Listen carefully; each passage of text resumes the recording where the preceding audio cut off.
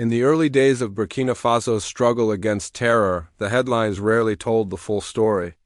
They spoke of attacks and retaliation, of burned villages and brave soldiers, of militants driven from hideouts and commanders lost to landmines. But what they never spoke of were the ones moving in silence, the ones without medals, without ranks etched into marble, without their names whispered beyond base walls. They were women. And they were warriors. Ibrahim Traoré had seen many kinds of courage in his life. He had led battalions through sleepless nights, lost brothers to sniper fire, watched whole communities evaporate under the pressure of fear. But nothing left him as speechless as the quiet valor of a group of women who never asked for recognition. They asked only to fight. They came from every corner of the country. Some were survivors of attacks that had shattered their villages. Others were daughters of soldiers who had fallen in the line of duty. A few had simply grown tired of hiding, tired of burying their brothers, tired of waiting for the world to save them. They volunteered not because they were trained, but because they were transformed. Their training was brutal, harsher than most recruits ever endured. Not because they were women, but because they demanded it. They refused special treatment.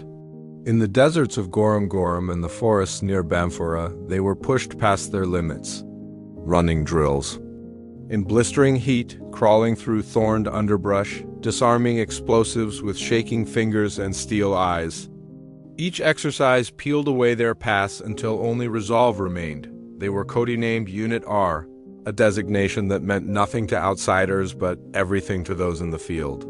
The R did not stand for rescue or rapid response, as many assumed. It stood for Revenant the Returned, because these women had come back from places darker than most men had ever dared enter. The government didn't announce their formation.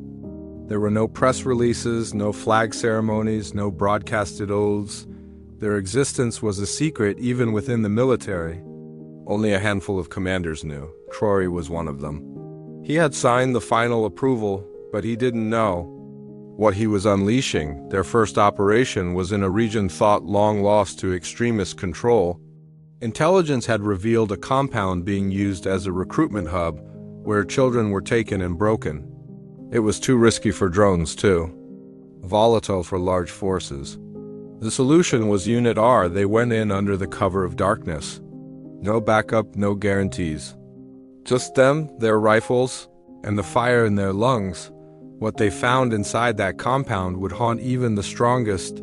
Cages, whips, books filled with twisted doctrine, and children too afraid to cry. The women didn't flinch. They moved. Like wind, precise, relentless. The mission was over in under an hour. Not a single child was harmed. Every captor was neutralized. It was a flawless victory. And no one knew, not even the families of the rescued children were told who had saved them. The women returned to base, cleaned their weapons, and prepared for the next assignment.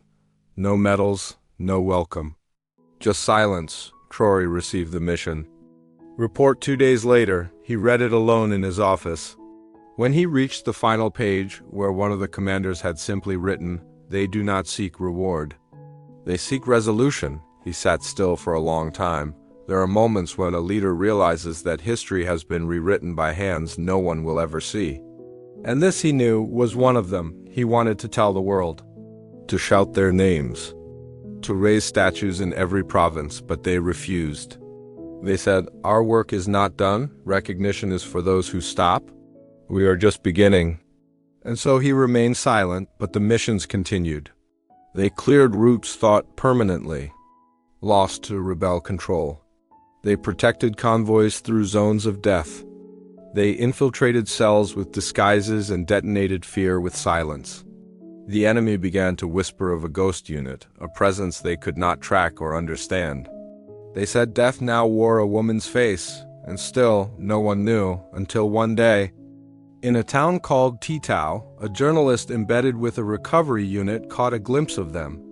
He saw a woman in full tactical gear, blood on her face and a child in her arms. She stared at him for a moment, nodded once, then vanished into the smoke. He published no name, only a sentence, The strongest soldiers I saw didn't speak. They carried nations in their silence. It was only years later, after many missions and many graves, that Ibrahim Traoré finally decided to speak, not for politics, not for praise, but because truth deserves witnesses, and so the world is about to hear the story of the women who crushed terror not with noise, but with discipline, with fire, and with the kind of love that fights without being seen. They never asked for applause. They only asked for boots that fit and bullets that fired. The women of Unit R did not march with ceremony or wait for cameras to capture their courage. Their war was not about glory. It was about ground. Every inch of earth wrestled from the hands of terror became a victory that would never be spoken of. Only felt the terrain they moved through was unforgiving. Parched hills where the heat cracked skin opened like dry clay. Dense bushlands that whispered with the breath of hidden mines. Towns where no one dared speak above a whisper, where children were taught not to dream. It was into these places they walked, with rifles slung low and eyes sharp enough to slice through shadow, but even more than enemies. They fought the weight of invisibility. In villages, they were sometimes mistaken for nurses or cooks. When they gave orders, they were second-guessed. When they cleared zones that had been deemed unrecoverable, the credit quietly went to others. Yet they never corrected anyone. They weren't here to be seen. They were here to win. One of them, known only as Adama, had once been a schoolteacher. Her classroom had been set on fire by militants who declared education a sin. She lost half her students in one night. She buried them with her own hands, wrapped in bed sheets instead of shrouds. That day she stopped being a teacher. She became a fighter. Adama's fury was not loud. It simmered like coals under ash. She trained harder than anyone, mastered hand-to-hand combat in record time, and soon led infiltration squads through enemy territory. She never raised her voice. She never left a man behind. Her comrades said you could hear the war move out of her way when she walked. Another, Kadi, had once been a mother of 3. Her village was ambushed. She survived. Her children didn't. She signed up 2 weeks later. Her grief became her armor. She was the sniper, the one who waited. She would lie in dust for hours, still as death, breath slowed to a whisper. When she pulled the trigger, it was not revenge, it was protection. A bullet that said no more. The commanders of Unit R knew what they had. They didn't speak of it, but they protected it fiercely. Missions were selected with care.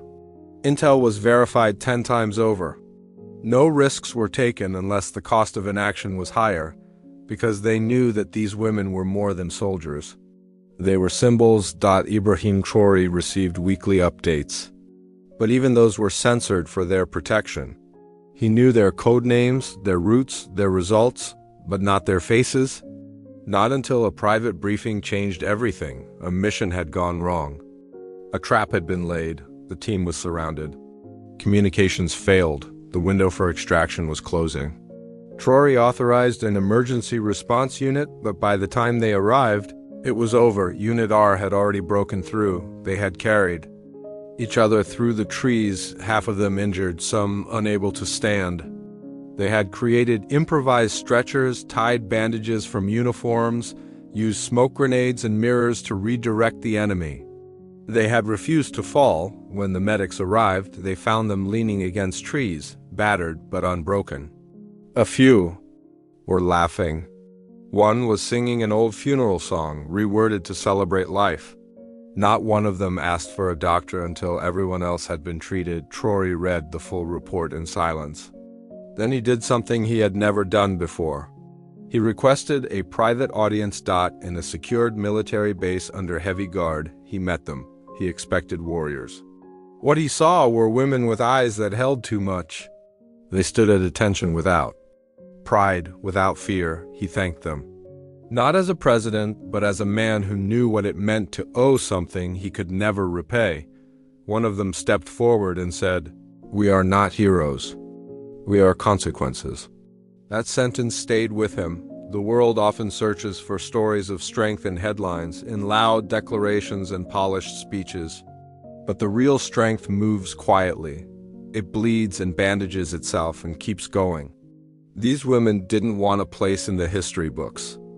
They wanted their daughters to walk free without needing to become them. Back in their units, they trained new recruits. Younger women who had heard whispers and wanted to serve. The older ones taught them to shoot, yes, but also to listen.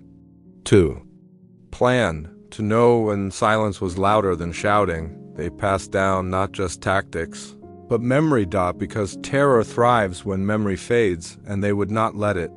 There were operations so delicate that even their success had to remain a secret. Missions where the stakes were not measured in territory, but in the lives of hostages, the preservation of intelligence, or the dismantling of networks that had lived unseen for years. These were the kinds of battles Unit R was born for. And they never left a trace. In the far east of the country, a region known for its silence more than its sound, a new group had begun to rise. Armed with drones, foreign funding, and a doctrine that married cruelty to charisma, they were drawing followers faster than the state could react. Villages vanished overnight. Women disappeared without a cry. Convoys were hijacked and left smoldering. The people were afraid again. Hope was shrinking. Unit R was dispatched under moonless skies. The terrain was a labyrinth of hills and shadows, a place where voices echoed too long and the earth swallowed footprints by dawn. They moved in pairs, wordless, reading signals in eye movements and gestures. No one carried extra weight. No one brought anything they were not prepared to lose. It was not courage that kept them going. It was memory. Each of them had once been voiceless in such a place. They approached the camp at dusk. Hidden beneath brush and rock, they observed for 2 nights. No radio contact. No movement that would give them away. They watched guards shift, counted weapons, noted routines. It was not a military base, it was a machine. Children were being trained, not protected. Women were being used. Civilians broken into service. The decision to intervene came not from command, but from them. They entered just before the call to prayer, when the guards were half aware, lulled by repetition. Each pair moved in sync, disabling towers, neutralizing sentries, entering tents and freeing captives without uttering a word. It was surgical, no fire, no explosion, only swift, targeted defiance. Inside one of the tents, they found a cache of documents, names, maps, foreign currency. Proof of support from beyond the borders. This wasn't just a local cell. It was a node in a much larger network, one that fed on fear and grew in silence. They extracted every captive, every piece of intelligence, and vanished before the first morning bird dared to sing. When reinforcements arrived, the camp was deserted. No battle had been fought, but a war had been won. The people who were rescued never saw their faces. The soldiers who reviewed the footage never found full identities. The file submitted to the presidency was marked classified. But Traore, read between the lines, the penmanship on the report, belonged to Kadi. The final sentence was chilling in its clarity. We returned not for revenge, but to remind them we are still here. In the days that followed, reports of resistance grew stronger. The terrorist group splintered. Their recruitment slowed. Their supporters abroad went quiet. Traore saw it for what it was, a rupture in the chain, a disruption from within. And it had not come from sanctions or diplomacy. It had come from the women no one expected. In response, he held a quiet meeting with senior command. No cameras, no uniforms. Just him, a table, and truth. He asked, "What happens when these women can no longer carry the weight?" The room was silent. It was a question no one had dared ask. Because in every war there are soldiers. And then there are those who become symbols. And symbols are not allowed to break, but Traore was not interested in symbols. He was interested in souls. He ordered the establishment of a recovery unit exclusively for veterans of covert command teams, psychological support, reintegration, options, legacy planning. These women would not be discarded when the fire dimmed. They would be honored in life, not only in eulogy, but still, He did not name them, he did not tell the nation, because they had asked for one thing above all else. Their work must never become spectacle. The danger was not just in being seen by enemies. It was in being consumed by those who claimed to care, and so their victories remained unshared. Their names stayed unwritten, but among the few who knew, there was reverence. When new cadets trained under the sun, sometimes their instructors would point to the east and say, "That's where Unit R walked." No further explanation was needed because legend needs no spotlight. It only needs memory. It was a morning painted in smoke. The sun tried to rise, but the horizon swallowed it whole. The air smelled like ash and metal. A coordinated assault had crippled a key border outpost near Seitenga. It was meant to be a message. The flag of Burkina Faso was torn down, trampled, and replaced by the emblem of terror. Militants celebrated in videos that circulated across the internet, declaring the land reclaimed and resistance broken. They had made a mistake. What they did not understand was that the flag had never been the symbol of dominance. It was the women who remembered every loss, who marked each grave not with stone but with memory. When the call came through, Unit R did not wait for a full briefing. They moved before orders were finalized. Their understanding was silent but complete. A flag had fallen, so they would rise. What followed was not an ambush. It was a reclamation. They reached the outer perimeter of the seized outpost before nightfall. The area had been rigged. Traps buried under loose soil. Tripwires threaded like spider silk. Drones were useless in the dense bush, so it was intuition and instinct alone that guided them. These women had walked through worse. Some had been captured before. Some had dug themselves from shallow graves. Each of them carried a scar that made maps irrelevant. The silence that cloaked them was not absence. It was discipline. They studied the enemy's posture, their rhythm, how often they laughed, how lazily they kept watch. The arrogance of a recent victory had dulled their edge. The women moved like breath, slipping through gaps in the line, marking targets, logging movements. One even crawled beneath a vehicle to disable it using only a nail and a strand of wire. No noise, no fear. At midnight they struck, not with thunder, but with precision, a flash, a choke, a silent dispatch.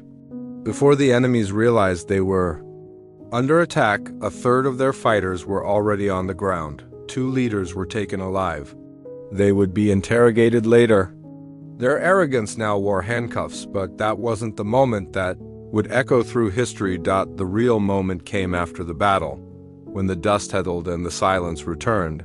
One of the women, bloodied but upright, walked to the fallen flagpole. She untied the enemy's symbol, folded it without fanfare, and set it ablaze on a flat rock. She then took the flag of Burkina Faso, stitched back together from a torn banner she had kept in her rucksack, and raised it above the ruins. There was no cheering, no speech, just a quiet collective breath, a breath that meant, "We are still here." The footage was captured by a body cam worn for tactical assessment. It was never meant to be public. But when Traore watched it that evening, alone in his office, something in him shifted. He replayed the image over and over again. That woman, that flag, that fire. It was the entire history of the nation distilled into a moment. He knew then that silence had done its part. The world needed to know, but he would not betray their wishes. He would not show faces or release names. Instead, he decided to speak in symbols. During his next address to the nation, he paused mid-speech and held up a patch of fabric. It was scorched at the edges, green and red faded from smoke, the gold star barely visible. "This," he said, "was not raised by an army.